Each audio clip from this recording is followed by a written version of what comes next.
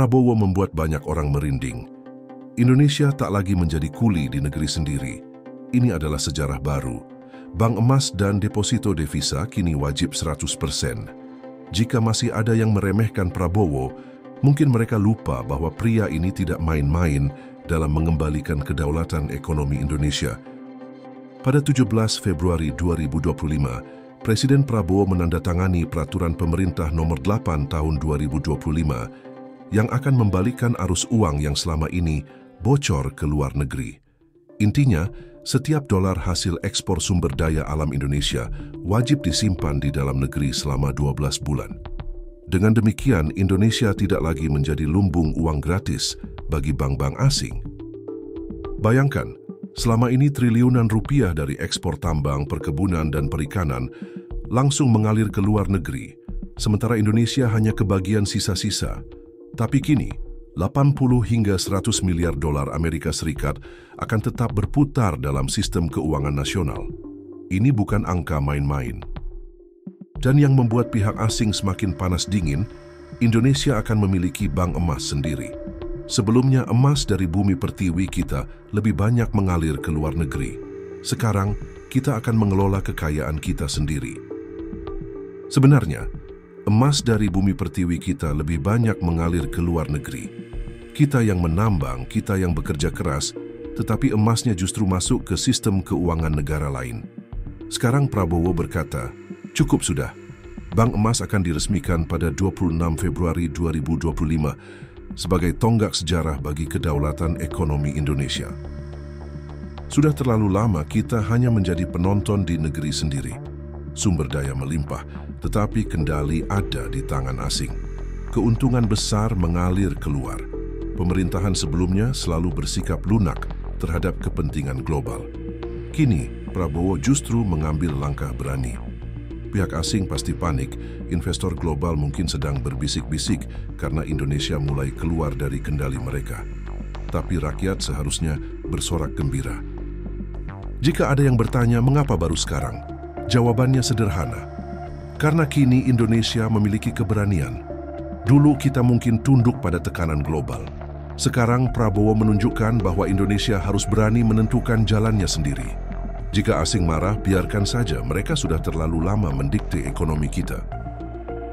Prabowo tidak hanya berbicara soal devisa dan emas, dia langsung bergerak dengan kebijakan nyata. Upah minimum provinsi, UMP, naik, buruh akhirnya menikmati kenaikan gaji yang layak. Pencairan tunjangan hari raya, THR, dipercepat, membuat ASN dan pekerja swasta bisa tersenyum lega. Bantuan sosial digelontorkan, bukan sekadar janji, tetapi eksekusi nyata. Diskon untuk tiket pesawat dan kebutuhan pokok diberikan. Ramadan lebih hemat dan mudik pun menjadi lebih ringan. Dana investasi nasional dikelola lebih efektif. Di sisi lain, konsolidasi BUMN terus diperkuat agar mampu menghadapi dominasi asing. Penghapusan utang bagi UKM menjadi langkah nyata untuk mendorong ekonomi rakyat kecil, bukan malah menjerat mereka. Pembangunan 3 juta rumah murah juga menjadi prioritas. Kini, rakyat bisa memiliki rumah tanpa dihantui mimpi buruk cicilan KPR yang mencekik, dan masih ada banyak kebijakan lainnya. Ini bukan sekadar janji kampanye, melainkan eksekusi strategi ekonomi yang tidak lagi tunduk pada kepentingan asing. Tentu saja kebijakan seperti ini tidak akan disukai oleh mereka yang selama ini menikmati status quo. Pihak-pihak yang biasa mendapatkan keuntungan dari kebocoran devisa pasti akan mencari celah untuk menggoyang. Jangan heran jika tiba-tiba bermunculan pakar ekonomi yang heboh menyebut kebijakan ini berisiko tinggi, atau politisi yang mulai memelintir narasi bahwa langkah ini akan membuat investor kabur. Sejak kapan kemandirian ekonomi dianggap sebagai ancaman? Bagi mereka yang masih sibuk meremehkan, mungkin mereka belum sadar bahwa Indonesia telah berubah. Era menjadi kuli di negeri sendiri sudah berakhir. Dengan kebijakan ini, Prabowo tidak hanya berbicara tentang ekonomi, tetapi juga tentang kedaulatan. Ini bukan lagi soal sekadar stabilitas, melainkan kendali penuh. Bukan lagi mengikuti arus global, tetapi menjadi arus baru. Sekarang kita tinggal melihat siapa yang benar-benar mendukung kedaulatan Indonesia. dan siapa yang justru membela kepentingan asing. Pilihannya jelas, Indonesia bangkit atau tetap menjadi budak ekonomi global. Indonesia kini menghadapi tekanan besar dari berbagai pihak, baik dari dalam maupun luar negeri. Kebijakan yang membuat Indonesia lebih mandiri ternyata membuat banyak pihak ketar-ketir. Mereka mulai memainkan propaganda, menekan ekonomi, dan menggiring opini publik agar rakyat takut. Tapi Indonesia bukan lagi negara yang bisa ditekan seenaknya. Di video ini kita akan membahas bagaimana kekuatan asing berusaha menggagalkan kebijakan ini. Siapa saja elit dalam negeri yang mulai panik? Fakta versus propaganda yang kini dimainkan di media. Mengapa Indonesia tidak akan mundur dari perjuangan ini? Tonton hingga selesai dan bagikan pendapatmu. Haruskah kita terus maju atau tunduk pada tekanan? Mari kita bicara berdasarkan fakta. Indonesia bukan lagi pemain kecil di Asia. Selama bertahun-tahun, kita dipaksa tunduk pada sistem yang membuat kita hanya menjadi penyedia bahan mentah, sementara negara lain menikmati keuntungannya. Tapi permainan itu telah berakhir. Di bawah kepemimpinan Presiden Prabowo, Indonesia mengambil langkah revolusioner yang mengguncang Asia dan membuat negara barat mulai resah. Masih ada yang pura-pura tidak paham. Biar saya jelaskan dengan jelas, tanpa basa-basi. Selama ini ekspor tambang kita menghasilkan miliaran dolar, tetapi keuntungannya justru tersimpan di bank-bank asing. Singapura, Hong Kong, Swiss, mereka menikmati devisa kita, sementara rakyat kita hanya mendapatkan janji manis tentang pertumbuhan ekonomi yang katanya meningkat. Sekarang aturan telah berubah. 100% devisa hasil ekspor, DHE, wajib disimpan di dalam negeri. Tidak ada lagi alasan tentang modal yang kabur atau investor yang panik. Jika kalian mengekspor dari Indonesia, maka uangnya harus masuk ke sistem keuangan nasional dan wajib disimpan selama 12 bulan. Hasilnya, rupiah semakin kuat, ekonomi stabil, dan suku bunga tetap terkendali. Bank-bank asing mulai kehilangan sumber uang mudah. Singapura dan sekutunya pun mulai cemas. Coba pikir, selama ini siapa yang benar-benar menikmati kekayaan kita? Mereka yang selalu berbicara tentang investasi, padahal niatnya hanya menumpang makan di meja kita. Kini, kitalah yang menjadi tuan rumah di negeri sendiri. Bayangkan, Indonesia memiliki tambang emas yang melimpah, tetapi cadangan emas di dalam negeri hanya sekitar 80 ton. Sementara negara lain yang bahkan tidak memiliki tambang bisa menyimpan ribuan ton emas. Ironis? Jelas. Karena itu, kini Indonesia memiliki bank emas. Semua produksi emas tidak bisa lagi diekspor sembarangan tanpa mempertimbangkan kepentingan nasional. Dampaknya, Indonesia tidak lagi menjadi sapi perah emas bagi sistem keuangan barat. Asia mulai melihat Indonesia sebagai pusat baru perdagangan emas. Negara-negara ASEAN dan BRICS kini berpeluang bergabung dalam sistem ekonomi berbasis emas. Kita sudah terlalu lama bergantung pada mata uang kertas yang nilainya dikendalikan oleh mereka. Sekarang, saatnya kita memiliki pegangan nyata, emas. Norwegia, China, dan Arab Saudi telah lama memiliki dana abadi untuk mengelola kekayaan negara mereka. Tapi bagaimana dengan kita? Selama ini, BUMN lebih sibuk menyelamatkan dirinya sendiri daripada membangun masa depan bangsa. Namun kini, dengan lahirnya Danantara, Daya Angkatan Nusantara, Indonesia akhirnya memiliki dana investasi nasional yang dapat mengelola keuntungan BUMN secara profesional dan berkelanjutan. Bukan lagi menjadi sapi perah bagi elit, melainkan mesin pertumbuhan nasional. Hasilnya, uang negara tetap berputar di dalam negeri dan tidak lagi menguap keluar. Indonesia kini bisa mulai mengendalikan investasinya sendiri di tingkat global. BUMN yang sebelumnya terseok-seok kini memiliki peluang untuk berkembang pesat. Ini bukan sekadar soal uang, melainkan tentang kemandirian ekonomi. Jangan heran jika dalam beberapa tahun ke depan, Indonesia tidak lagi menjadi pengikut, tetapi justru tampil sebagai pemimpin di Asia. Bergabung dengan BRICS adalah langkah strategis yang mengguncang dominasi ekonomi barat di Indonesia. Selama ini, ekonomi kita diarahkan agar selalu bergantung pada dolar AS, IMF, dan sistem perbankan barat. Namun sekarang, kita memiliki alternatif. Kita bergabung dengan blok ekonomi yang lebih mandiri, lebih adil, dan tidak dikendalikan oleh kepentingan asing. Dampaknya, Indonesia tidak lagi didikte oleh negara-negara G7. BRICS membuka akses ke pasar baru bagi kita, tanpa tekanan ekonomi dan politik ala barat.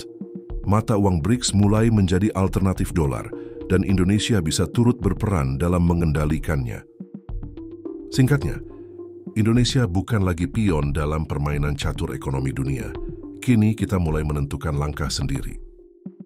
Namun, apa gunanya semua kebijakan ini jika rakyat masih hidup susah? Prabowo memahami hal itu, dan dia langsung bertindak cepat. Upah minimum naik, bantuan sosial dipercepat serta diperluas, dan THR cair lebih awal, membuat roda ekonomi berputar lebih cepat. Tarif listrik, tol, dan tiket pesawat didiskon. Program makan bergizi gratis diluncurkan, sementara UMKM diberikan kemudahan akses modal. Akhirnya, uang negara tidak lagi hanya berputar di lingkaran elit, tetapi benar-benar mengalir ke rakyat. Semua ini bukan sekadar angka di atas kertas. Ini adalah revolusi ekonomi. Selama bertahun-tahun, kita dipaksa percaya bahwa kita harus tunduk pada sistem global yang tidak pernah benar-benar berpihak kepada kita. Kita diajarkan untuk puas dengan pertumbuhan ekonomi 5%, sementara kekayaan kita terus mengalir ke luar negeri. Sekarang Prabowo mengubah aturan main. Indonesia tidak lagi menjadi buruh ekonomi, tidak lagi sekadar pesuruh di meja makan orang lain. Kini, kitalah yang menjadi tuan rumah, kita yang menentukan aturan, dan kita yang menikmati hasilnya. Dan percayalah, banyak yang tidak senang dengan perubahan ini. Akan ada tekanan, propaganda, dan upaya untuk menggagalkan. Tapi satu hal yang pasti, Indonesia sedang bergerak maju, dan siapapun yang mencoba menghalangi akan tergerus oleh sejarah. Pertanyaannya, apakah kita siap mendukung perubahan ini? Jangan kira kebijakan revolusioner ini akan berjalan lancar tanpa perlawanan. Banyak pihak mulai bergerak. Siapa saja mereka? Mari kita bahas satu persatu. Dulu mereka bisa mengendalikan sumber daya kita melalui sistem ekonomi yang membuat kita terus bergantung. Ingin ekspor, devisa lari ke luar negeri. Ingin membangun industri, harus impor teknologi mereka. Ingin menstabilkan mata uang, harus tunduk pada aturan moneter mereka. Sekarang Indonesia berkata tidak. Devisa wajib disimpan di dalam negeri.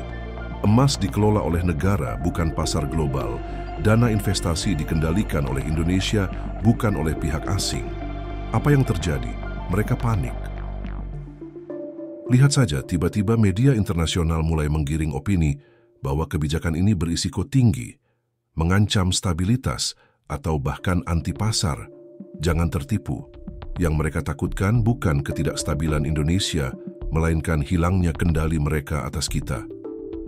Kita tidak perlu menyebut nama, tapi Anda pasti tahu siapa yang selama ini diuntungkan oleh sistem lama. Mereka yang bisa dengan mudah menyimpan uang di luar negeri, mereka yang bebas bermain proyek dengan pihak asing tanpa transparansi. Kini, mereka panik dan mulai berteriak. Mereka tidak ingin kehilangan akses istimewa ke sistem lama yang selama ini membuat mereka hidup mewah, sementara rakyat hanya kebagian sisa-sisanya. Maka jangan heran jika tiba-tiba muncul pakar ekonomi yang mendadak vokal di media, menyebut kebijakan ini tidak masuk akal. Mereka bukan membela kepentingan rakyat, melainkan melindungi kepentingan mereka sendiri. Begini cara mereka bermain. Begitu Indonesia mulai mandiri, media yang dikendalikan oleh kepentingan asing langsung melancarkan serangan. Narasi yang mereka usung selalu sama. Indonesia menuju krisis, kebijakan ini akan membuat investor lari. Langkah ini terlalu berisiko dan tidak rasional. Padahal faktanya, rupiah menguat, pasar tetap stabil, dan Indonesia justru semakin menarik bagi investor yang benar-benar ingin membangun, bukan sekadar mencari keuntungan cepat. Jangan lupa, ini bukan pertama kalinya media global memainkan skenario seperti ini.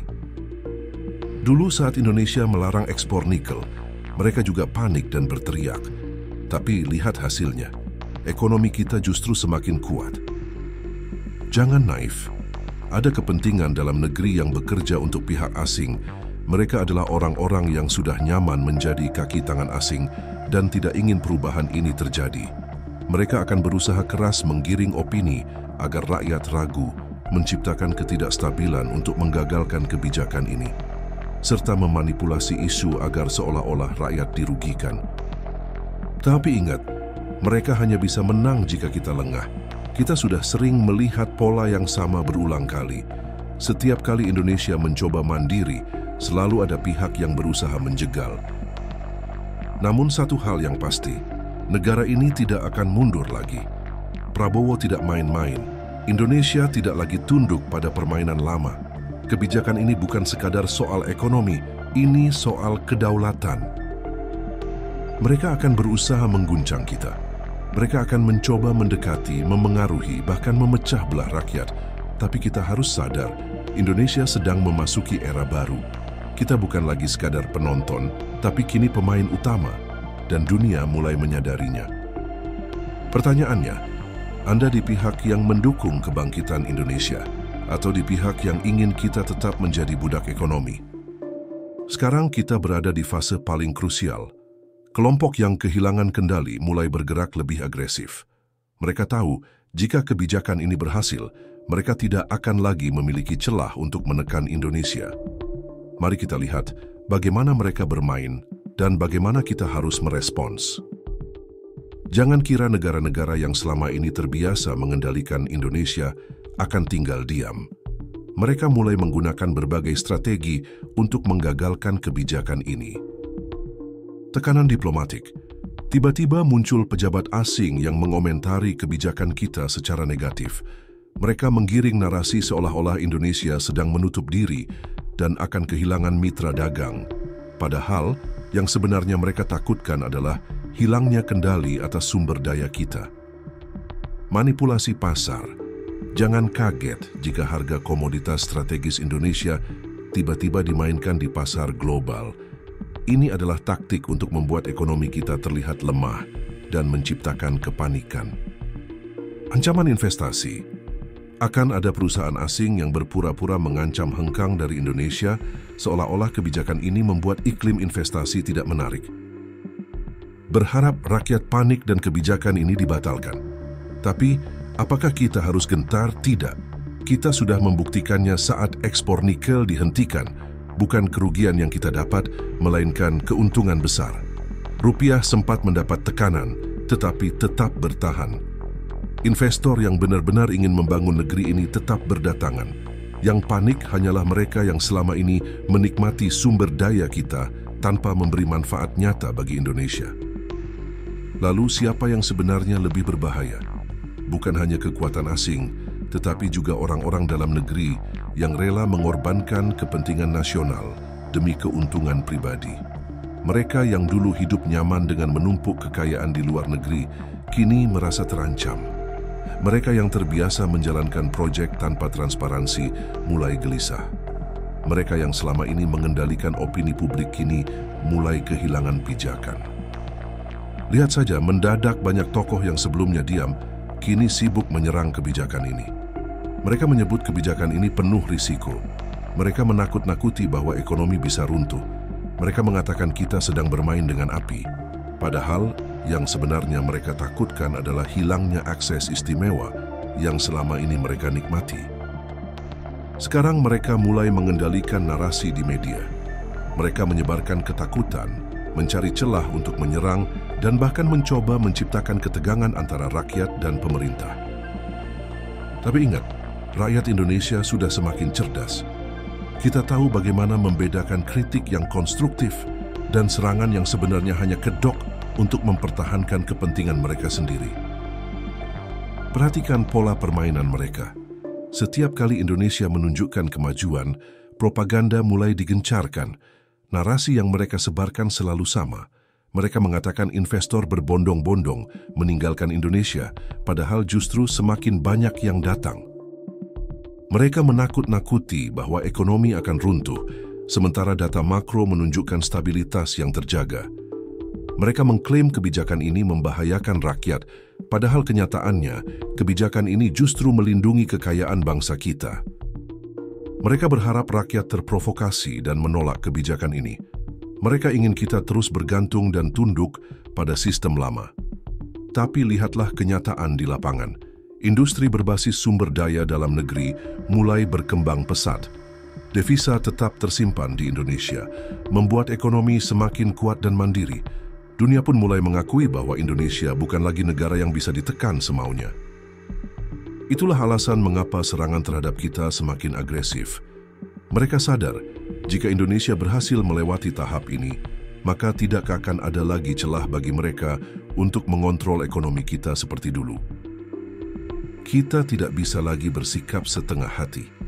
Ini bukan sekadar keputusan ekonomi biasa, ini adalah perjuangan untuk kedaulatan bangsa. Indonesia harus tetap teguh pada jalannya. Kita perlu mendukung setiap kebijakan yang menjadikan negara ini lebih mandiri. Jangan sampai propaganda membuat kita goyah. Sejarah telah membuktikan bahwa setiap kali Indonesia berusaha mandiri, selalu ada pihak yang berupaya menggagalkannya. Namun kali ini berbeda. Kita lebih siap, lebih waspada, dan tidak akan mudah diperdaya seperti dulu. Sekarang pertanyaannya adalah, apakah kita akan tetap diam atau bersatu menghadapi tekanan ini? Bagikan pendapatmu. Indonesia tidak boleh menyerah.